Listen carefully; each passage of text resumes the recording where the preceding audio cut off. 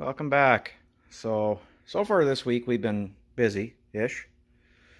I've taken and cleaned, primed, and painted the bottom half of the frame so far. Um, so I mean, not trying to build a show truck, but I just want something to protect it, right? So I'll let it sit up another day or so. And then I'll flip it over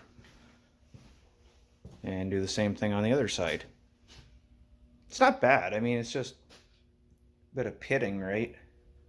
I can't do much about that. You know, like I said, it's not a show truck. I'm not going to sit here and fill it and sand it all.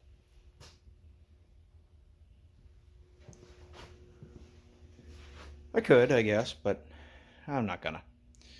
I also stopped at the sandblaster today on the way home, and I picked up all the parts that I dropped off. So these are the 15 by 7 S10 rallies that I bought a while ago for 60 bucks. I got them sandblasted.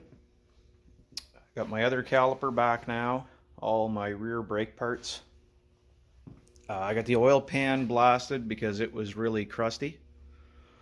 And I got the rear drums blasted too. So I'm going to throw everything in primer, and then we can, I can machine those drums.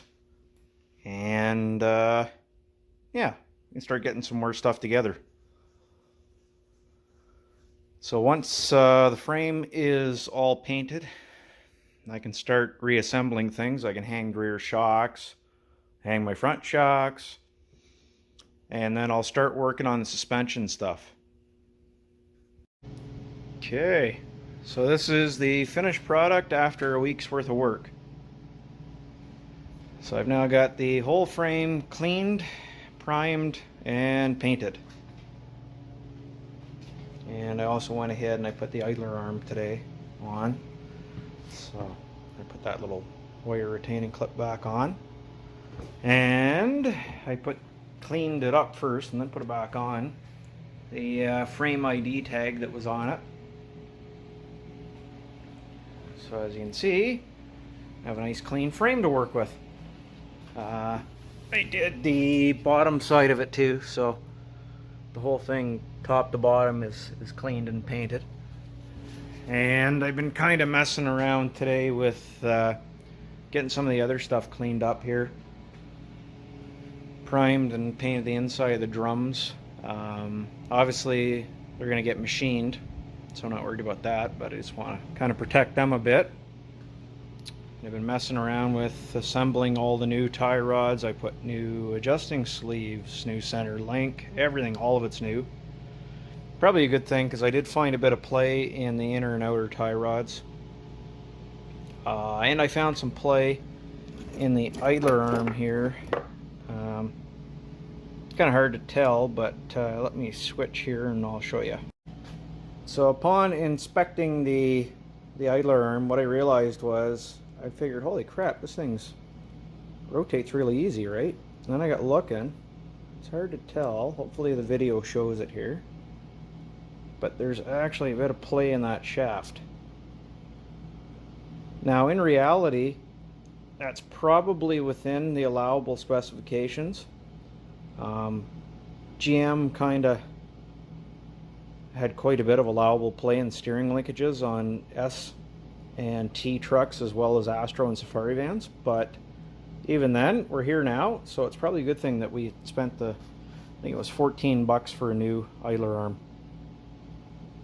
The other things I was looking at today is the motor mount. So I took the cover piece off here that goes down and actually retains this through here and then bolts through the frame rail, right? So I pulled that off and I was looking at this one. This is the right side mount, and what I realized was this mount's actually completely delaminated. So this would have been a serious vibration on the truck, right?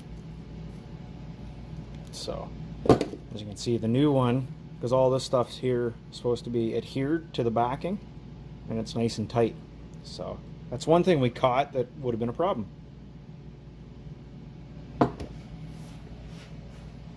And it's also why when it comes to doing a project like this there's certain places, even though we're on a budget, that it's well worth spending the money.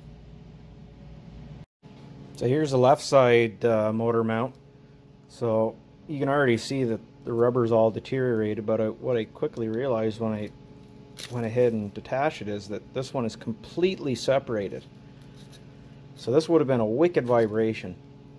So this is why we spent a little bit of money and bought new motor mounts while the engine's out of the truck. It's the time to do them. So what I'd like to do this week, I'd like to strip down these spindles, get them cleaned up, primed and painted. I'm going to order a pair of rotors. We're going to clean and inspect the bearings. I'm going to go ahead and order a new set of spring isolators. I like to clean and paint the springs as well. However, I might just drop them off to get sandblasted. We'll see. I don't know. Well, I kind of am thinking about getting the control arms sandblasted, all four of them. The springs and maybe the spindles. I don't know. We'll see. Anyway, I might clean them up myself and save some money. The other thing I was going to do is I want to push out the old bushings on the press. I'll pop out the lower ball joints too. And I'm going to order a new set of the lower control arm dampeners that go there. And for the uppers, we're going to grind off the rivets and pop the ball joints out. And we're going to press out the upper arm bushings as well as the rod. So we had a lot of stuff to do anyway to keep us busy this week. And then we can start assembling new parts. Also have to do the rear end as well. It's got to get cleaned up, primed and painted. And then we can start putting new brakes on it and everything. And I got to do the last two spring bushings and get these hangers cleaned up and everything. And then we should have a fresh rolling chassis for the truck.